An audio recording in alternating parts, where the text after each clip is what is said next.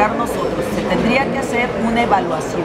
Creo que estamos a tiempo de hacer una evaluación de las 11 reformas estructurales que fueron aprobadas para nuestro país y que si alguna de ellas no está dando el resultado que el ciudadano requiere, claro que estaremos nosotros impulsando las reformas que se requieran para resolver cualquier situación que pudiera estar afectando a nuestro pueblo.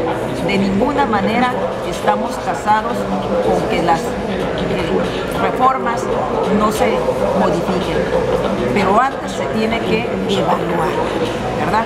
No, nadie puede aseverar que no estén dando resultados cuando no se han evaluado. Creo que a un año de la aprobación de dichas reformas es el momento de su evaluación.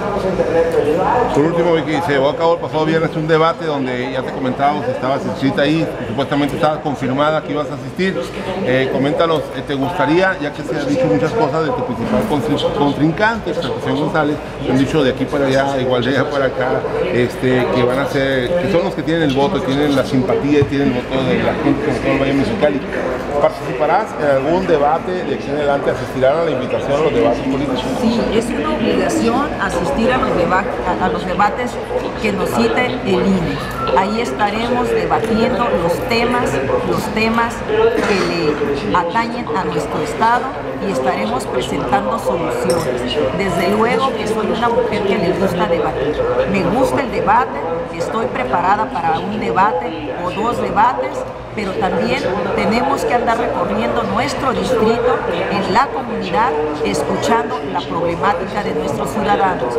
Pero desde luego que estaremos atendiendo las invitaciones del debate o de los debates del INE. Si el sector empresarial te convoca a un debate, ¿tendrá que ser por medio del partido, por medio del INE? Bueno, siguiendo la norma, ¿verdad? Yo tengo un coordinador de campaña, yo tengo un partido político que me respalda y me apoya, y desde luego siguiendo los canales, los cauces que debe ser, estaré asistiendo a los debates que se comprometan mi partido y mi coordinador. Desde luego que sí. Por último, y ahora sí, ya se dio a conocer una primera encuesta donde te colocan en empate técnico prácticamente en la preferencia de los ciudadanos de tu distrito. ¿Tu opinión?